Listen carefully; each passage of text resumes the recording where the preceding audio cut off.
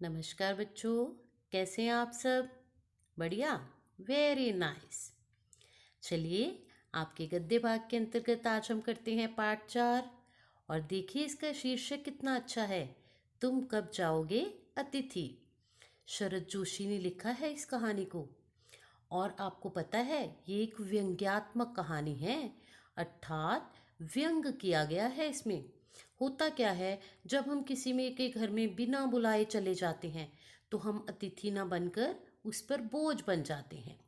तो लेखक ने भी यही कहा है कि जो लोग दूसरे के घर में जबरदस्ती कब्जा करके मेहमान नवाजी कराते हैं और वापस जाने का नाम नहीं लेते, और मेन बात, ये लोग बिना सूचना दिए चले आते हैं, तो फिर क्या होता है आप समझ ही सकते हैं। ये लोग हमें क्या लगते हैं, भारी लगने लगते हैं। और इस पाठ में भी मेहमान के बारे में जो मेजबान है उसका निरंतर कुछ ना कुछ कयास चलता रहता है, अर्थात दुविधा चलती रहती है।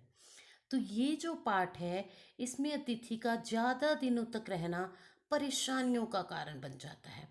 आपको पता ही है, जब हम मिडिल क्लास फैमिली जो होती है वो हैंड टू माउथ वाली होती है। और जब हम मिडिल क्लास फैमिली के लोगों के घर कोई मेहमान, कोई व्यक्ति ज़्यादा दिनों तक रुक जाता है तो उनका पूरा बजट हिल जाता है। और ऐसा ही लेखक के साथ होता है, उसका पूरा बटुआ कांप जाता है। और इन परेशानियों को शरद जी ने व्यंग्यात्मक रूप से इस कहानी में दर्शाया है। तो कहानी पढ़ने से पहले इनके बारे में जान ले थोड़ा सा। शरद जी का जन्म 21 मई 1931 को मध्य प्रदेश के उज्जैन नगर में हुआ था। इन्होंने व्यंग्य लेख, व्यंग्य उपन्यास, व्यंग्य कालम के अतिरिक्त हास्य व्यंग्यपूर्ण धारावाहिकों की पटकथाएं और संवाद में लिखे। व्यंग्य क्या होता है, जब किसी पर हंसी में कटाक्ष किया जाता है। और धारावाहिक तो आपको पता ही है, सीरियल्स। 1991 में इनका देहांत हो गया। तो चलिए शुरू करते हैं, अतिथि तुम कब जाओगे। लेखक के घर में जो अतिथि है उसे आए हुए कितने दिन बीत गए, 4 दिन बीत गए। और बार बार लेखक का मन सोचने को विवश हो जाता है कि अतिथि तुम कब जाओगे। लेखक ने सोचा अतिथि सुबह चले जाएंगे, पर ऐसा नहीं हुआ। अब जब घर में मेहमान आता है तो हम लोग क्या करते हैं, आपने भी देखा होगा, जब आपके घर में मेहमान आते हैं 2 सब्जियां बनाते हैं, रायता, सलाद, चावल, रोटी। और फिर अगर मेहमान कुछ अधिक दिन ठहर जाए तो तीसरे दिन उसमें से एक सब्जी कम हो जाती है, फिर रायता कम हो जाता है, फिर सलाद, और धीरे धीरे दाल चावल तक बात आ जाती है। ऐसे ही अतिथि के साथ हुआ कि जब अतिथि लेखक के घर आया तो उन्होंने उसका बहुत आदर सत्कार किया।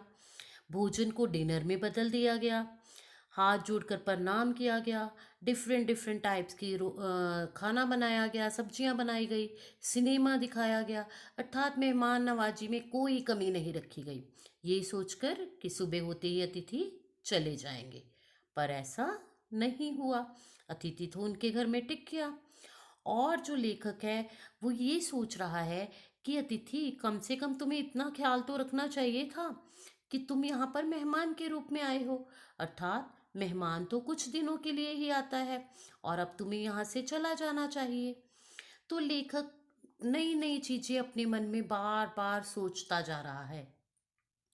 अब लेखक क्या करता है, अतिथि के सामने कैलेंडर की तारीखें बदलता है कि हो सकता है उसे अंदेशा अंदेशा लग जाए कि वो तारीख देख ले कि उसे आए हुए यहाँ 4 दिन हो गए हैं, अब तो उसे जाना चाहिए।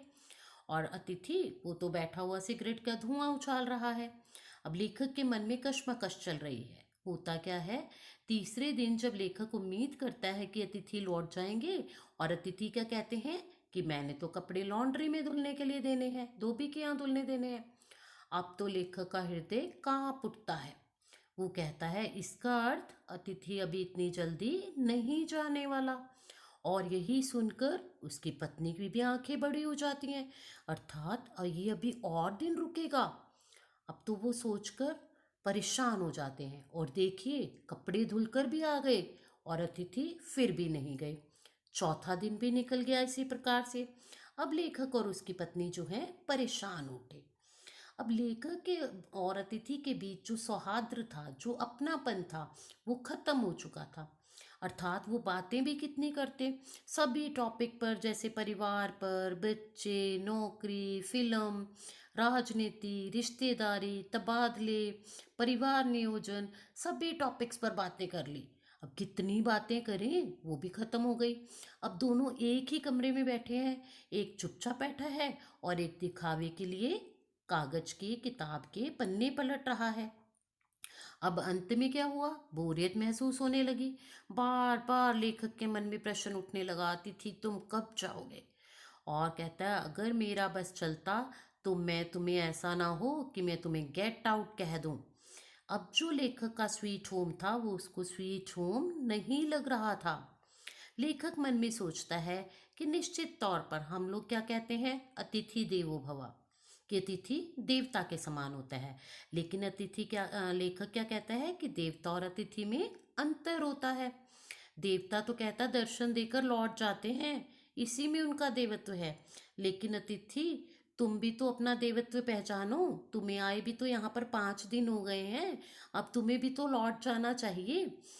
कहता है, अगर तुम नहीं गए तो ऐसा ना हो कि मैं अपना अतिथि भाव भूल जाऊं, अर्थात मैं तुम्हें बाहर निकालने पर मजबूर हो जाऊं।